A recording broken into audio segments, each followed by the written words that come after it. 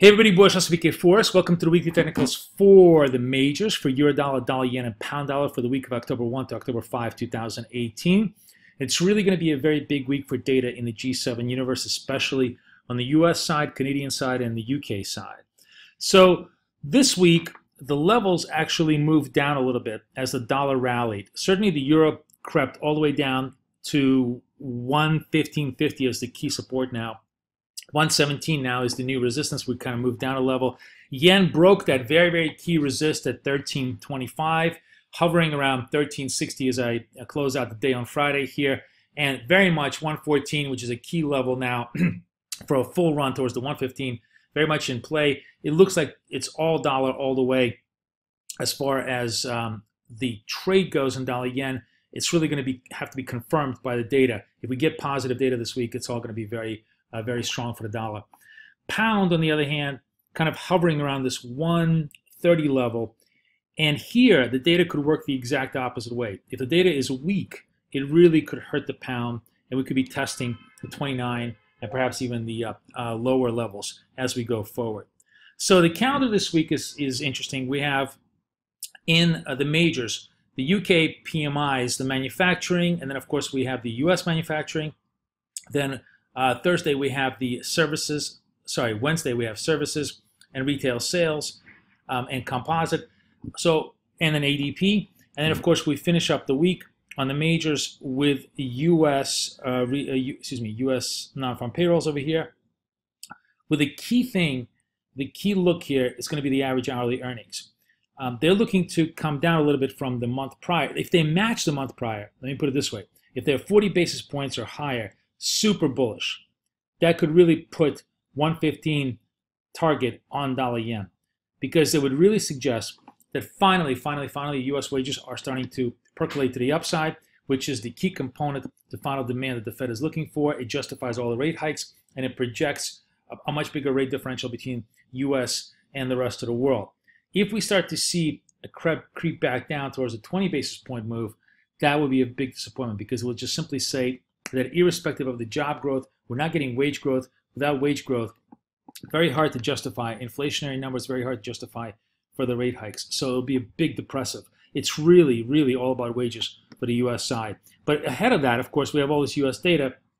Nobody's really anticipating any massive differential from the months prior, but it'll still be interesting to watch. The much more interesting part in the front of the week as far as data goes will be all the UK data.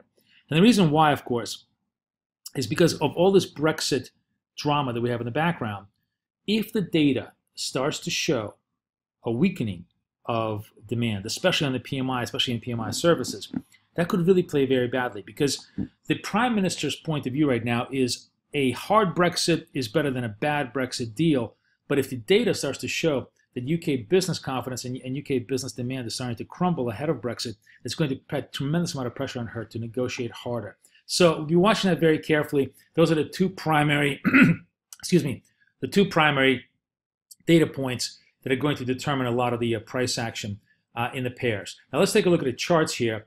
We'll go to the euro. Of course, the euro has been the most vulnerable this week. And it looked very, very strong beginning of the week until we had the whole drama with the Italian sovereign debt issue.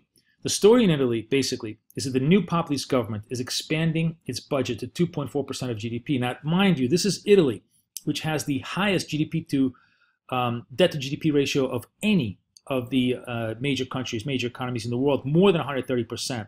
So an expansion of its debt burden could be very, very troubling for the sovereign debt. More importantly, they're betting on the idea that an expansionary fiscal budget is going to stimulate growth in what's been really very much a sclerotic economic landscape in Italy. Italy literally has not grown by more than 1% for the last decade. If they're wrong, if this big fiscal boost fails to provide growth, you're going to essentially expand a much wider budget deficit, which could really slow down any attempt by the ECB to taper and normalize monetary policy, which in turn then, of course, creates even a greater interest rate differential between US and Europe, and therefore creates lots of outflows from euros into dollars. So watching this very carefully, technically, the euro gave up the 20-period SMA. We took out this whole 1550 level. Very, very key. We sort of held it again today at the beginning of the day on end of month flows, and we're ending up certainly off the lows. But a revisit here, and more importantly, here's the key thing. If we break the 1550s, it's very, very negative. This whole area of support is broken. It really looks then as a complete double top with a potential move back down to the near-term lows at around 1300. The euro making a full round trip. So the sovereign debt pressures are unlikely to go away. I think the pressure on the euro could be pretty strong. It seems pretty hobbled at this point.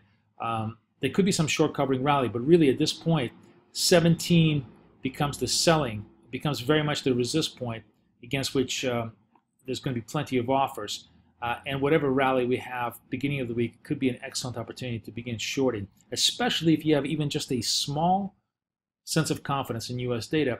That should be very positive, and euro should probably come back down further. Same story with cable, in a sense here that if you have weak UK data, cable could become the relative sell into the end of the week, especially against the dollar, because the pressure now on UK to begin to negotiate in earnest is going to be quite significant. Bad economic data with the Brexit deadline is just a deadly political combination. So for now, cable sort of held this 130 level, and the next level of support really comes in around 2950, basically 2900 to 2800, this zone over here. So there's still there's about 200 points here of potential unwind in cable if things go bad. Worth watching.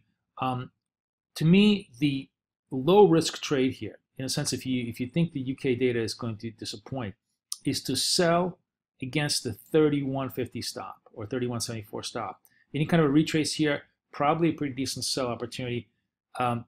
If you're wrong, it's a small stop out. If you're right, it's certainly going to break the 130 and move to the downside as we go forward. And then finally, yen looks very strong. Now it's really pulled away from the moving average, so it could look a little bit overbought, but that's actually a good thing. It's a strong momentum trade. Look at this move. We talked last week actually, about the idea that yen is not a buy until it clears the 1325 level, and that definitely proved itself to be true. We cleared it essentially yesterday. Now we have a continuation trade. 1400 very much in view. If we get positive ADP data, it's very likely we're going to take it out front of the week. And then you could have just a massive squeeze into the yen all the way up to 1500 if we get positive US data, because this looks like one of those momentum moves that's only building further and further as it catches all the shorts completely unaware. So I like this trade as a momentum trade front of the week. But, you know, of course, the problem here is if US data comes in very poorly, you could have a massive return back towards the 113, 112 levels. So it's very much a bet on the fact that wages are going to grow along with jobs.